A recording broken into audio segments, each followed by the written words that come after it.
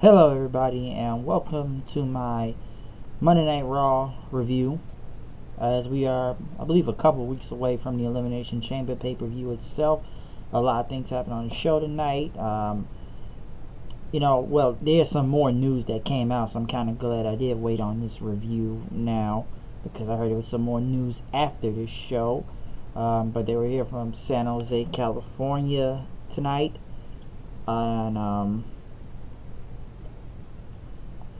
and there was a lot of things going on. Elimination Chamber coming up, and kicking off the show, we had John Cena come out. John Cena came out talking about WrestleMania, about the past is the past, and right now it's time to get the Elimination Chamber. And he said, fans, they know the importance of WrestleMania. Everyone knows the importance of WrestleMania. This event can even bring a legend back from the dead. People are really now speculating that's Undertaker right now. And, it's the most important life of a wrestler is to get to WrestleMania, most likely main event WrestleMania.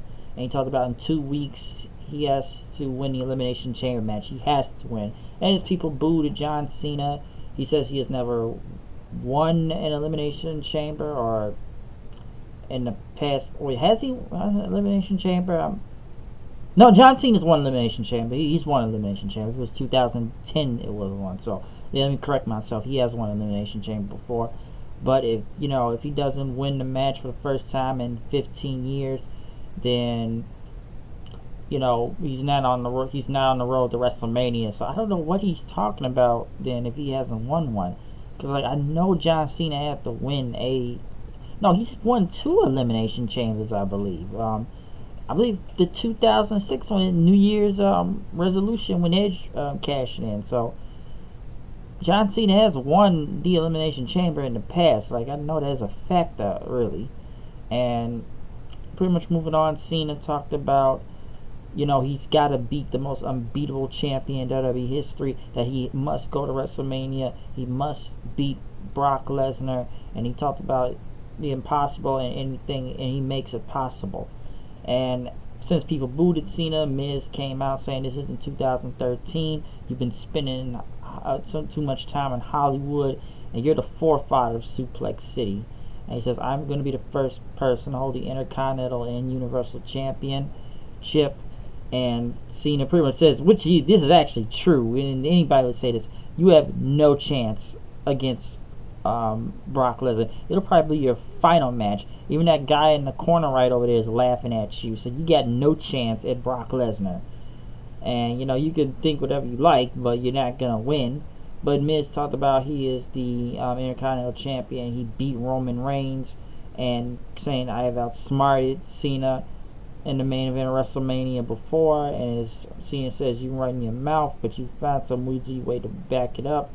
And Cena pretty much says, why don't you you have a one-on-one right now, and whoever loses becomes the first entry. But Miz says, I'm not that stupid, I'm smarter than you. And then he pretty much the Miz Taraj jumped him, and he said challenge accepted, until Kurt Angle came out and said, you know what, I like that idea, so this match is gonna happen now. And Dallas and Axel to the back. He tried to pin Cena, but didn't work. Even though I'm glad Miz was at least smart enough to not accept this challenge. Well, he still accepted the challenge, just jumping him first. But I'm surprised Cena just didn't try to go for the Intercontinental title, then fight for something you may not even win at the Chamber, trying to gain some type of numbers advantage, really, because you may not be the first guy, but we still don't know what number you're in. You may not win still. As for the match itself, wasn't bad, really. Miz did kick out of one of the FUs, but Cena hit him with a super FU off the top rope, winning, and pretty much Miz will be the first guy, so we know Miz won't win in the Chamber regardless. Cena gets the win. I swear Miz can never beat Cena most of the time nowadays. He really can't, and Cena just tries to kill him on the microphone a lot. A Woken Matt Hardy promo, talk about the deletion chamber, delete. I sometimes think this isn't getting over that much. The Revival went against Gallows and Anderson again, which now they have a nerdometer where they say nerds I don't know what to think about this whole match. Listen, the Revival got a win. They needed a win after losing to Finn and Machine Gun right there last week. But yeah, they hit a Shatter Machine, but I don't I don't know. I really don't know. The tag division on Raw right now, yeah, I don't know what to say about this. Too many people are hurt, really getting hurt. Mostly every person that has tagged, I don't know, people that tagged with Seth Rollins and people like Jeff Hardy aren't even here right now. So, I didn't even know if Gallows and Anderson were facing that. I couldn't tell who was the face, if the Battle Club was a face or heel team, and they were trying to be in a gray area. But I'm gonna assume they're a face team then. Kurt Angle came out as had mixed emotions tonight. Number one, Ronda Rousey is supposed to sign her Raw contract elimination chamber, which immediately got boos and a lot of negative reaction. Which she's gonna be the female Brock Lesnar. I can see this coming a mile away. And now I've been, everybody's reading about the whole trying to make Stephanie to a big star, and it's gonna be like Austin versus McMahon or something, which literally makes no type of sense. I don't know why, and we haven't even seen Rousey even in the ring, so I don't. They're just gonna book her like Brock. It's gonna be that. They may give her Paul Heyman. They may do that, but Kurt Angle then talked about Jason Jordan's neck surgery, which he said he will miss WrestleMania and don't know he's coming back. And people started to cheer and do yes chants as Angle says, I come out cool every week, but as a father, and he pretty much, any wrestler that that suffers injury has to miss WrestleMania, and you people get joy out of it, you should be ashamed of yourselves. Which is true, because at the end of the day, there's a man that's hurt. Okay, he is hurt, and it is messed up if you do miss WrestleMania. It really is messed up. But I don't think these fans gave a shit, and they gave Kurt Angle the what chant, and they just did not care about Jason Jordan. That they were happy he was gone. But at least Kurt did kind of condemn the fans for that. And I don't know, Kurt kind of stumbled over his words and stuff then, as told his best wishes. Seth Rollins came out then. He said it was tough on Jordan last week, but he's a good kid. He's just in a tough spot right now. And Seth Rollins says, I've been WWE champion for right around this arena at that's pretty much the Levi's Stadium, and I've been champion and Money in the Bank contract winner and cashing in. And yes, but then I had to forfeit the title. I've missed WrestleMania, so he knows how it feels to miss WrestleMania. And he says, I don't even have a match for Mania. I don't have a match at the Chamber. I need something. And Kurt Angle says, why not find you another partner? But Ron says, no more partners. I said, I want to be a big part of Raw. I need to be on Raw. I want to be Raw. And pretty much Fatal 5-Ways, because WWE loves 5-Ways a lot nowadays. Fatal 5-Way tonight, added to the whole second chance thing with Rollins joining it. Bray Wyatt cut a promo, which 9 times out of 10 he won't win. But, yeah, it's a Fatal 5-Ways, because at first it would have been predictable to say Finn would win. Now we have a difference. But next, Sasha went against Bayley. Good match, even though I almost thought it was a way of giving away the WrestleMania match if it leads up to that. But could this be the way of Sasha turning heel? By the way, Bayley got a pin in her hometown, a clean win. So who says you can't win in your hometown a lot? And as Sasha and her looked on and stared down, who was Sasha gonna turn heel?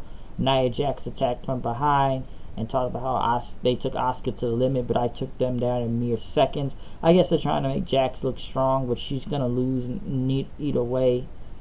They even showed a video package for Asuka. Talk about her 240 and 0, or her 860-day run in WWE, and coming from NXT up to now, beating 34 women to get all those wins pretty much. So great package from Asuka, almost like the Royal Rumble ones with the numbers. Sheamus and Cesaro were talking about Seth Rollins in the back then, and then Roman Reigns was talking to him, say, what if I eliminate you from this chamber like I did you at the Rumble? He kind of struck a nerve there. And then, like I said, Sheamus and Cesaro come in. Roman says, "What's up with your mouth?" I guess he had braces now because you know about Sheamus's teeth. Apollo Crews was interviewed, which I don't know where they're going with this, and he pretty much talked about everybody, and I'm gonna extinguish, and I'm not gonna let it burn down, and I'm not gonna follow the Balor Club, or I'm not gonna delete. I'm gonna create. I'm not gonna follow the buzzards. Dana Brooke, I don't know what she does other than write on a notepad, and that's one step for Titus Worldwide, and Titus can't lose. Everybody says she's like Alexandra York from WCW. I believe that was Terry Reynolds' character back then. So I don't know where they're going with Dana Brooke. She just stands there and just writes with a pen. Mickey James and Alexa Bliss were talking about how they gotta go against Absolution, and Mickey didn't trust her. But he says, we're gonna be partners tonight, but I'm still coming after you for that title at the Chamber. I guess they really are trying to establish DeVille and Rose. They weren't that bad in the ring, I guess. But they did beat Mickey James and Alexa Bliss, and Paige directed traffic, since Paige literally can't do anything right now. And pretty much Alexa Bliss came for the save.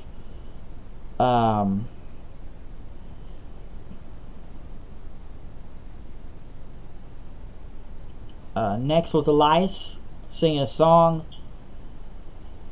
It says, I guess he was gonna call himself the modern day Bob Dylan, as Cole referenced him to. But Elias was singing a song about everybody, and talked about Cena and Strowman beating them, and who wants to walk with Elias, as he talked about San Jose, and then talked about all the Elimination Chamber opponents until the musical stylings of Braun Strowman comes in, which he pulls out a giant bass guitar and could not even play, and broke it, and he sang a song which actually had a nice little voice right there, and he said Elias would get these hands before the song was over. And then as he was going to bring his guitar to the ring, Elias was going to hit him with his, but Elias had got a cheap shot on him. He was going to get him, but Strowman hit with a power slam in. Elias crawled away until Strowman took the giant bass guitar and beat him over the back with it one time, which was really hollow to begin with, but that's a big guitar. I'm sure there's going to be fans of this and not fans of this. I guess they want to try to give Strowman some type of personality. Just go look what happened at the Mixed Match Challenge. I don't know. I know people just want to see him as a monster, but he did show off some personality right here. You got to give him that. So, like I said, go look at the Mixed Match Challenge if you want to see more of that personality Strowman had. So, the musical stylings of him and Elias was pretty good. I'll say that. Roman Reigns went against Sheamus. There were Rusev Day chants throughout all of this. That was an alright match. Reigns picks up the win, of course. Spear from the top rope. So, yeah.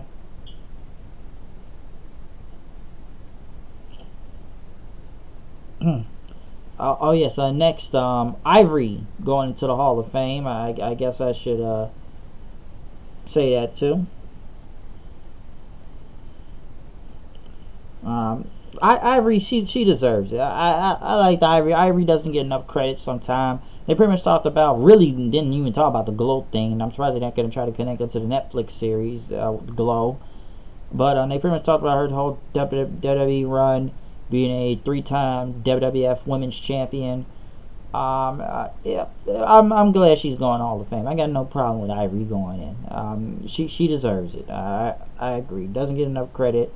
I'm glad she's getting her credit due. And I like her shoot interview she did when she talked about Triple H, that whole Triple H segment. So good for Ivory going in the Hall of Fame.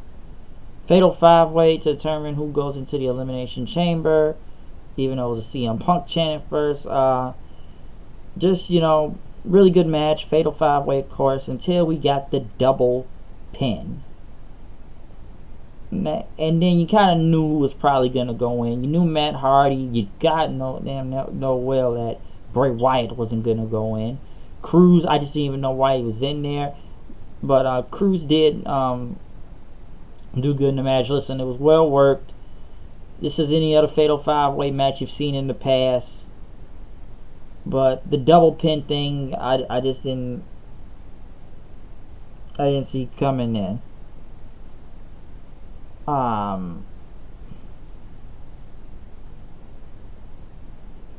double pin. But since I did wait on this review, the news of this now is that it is a 7-man elimination chamber now. Since I thought they were going to do a one-on-one match next week with both Rollins and Balor, they decided to make it a 7-man. I don't know how this is going to work. Is there another pod? Are we starting 3 people in the ring?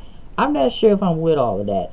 At least Balor made it in as predicted, but once they added Seth, I thought it was either going to be one of those two then. So now we have a 7-man since it was on some Facebook Live or something this was announced.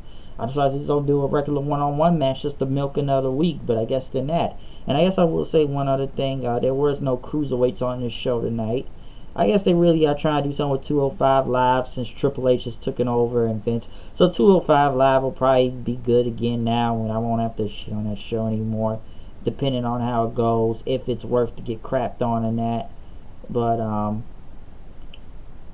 yeah, we'll see what happens since we all know Triple H is now taking over the show. He'll probably book it like NXT. Could it be good? I don't know. The cruiserweights have been in such a hard spot so long that they have gotten rid of people have either left, walked out, too many issues on the outside of the ring, creative differences a lot. And yes, we see more UK guys and Rockstar Spud and NXT people in this whole tournament they're doing leading to WrestleMania.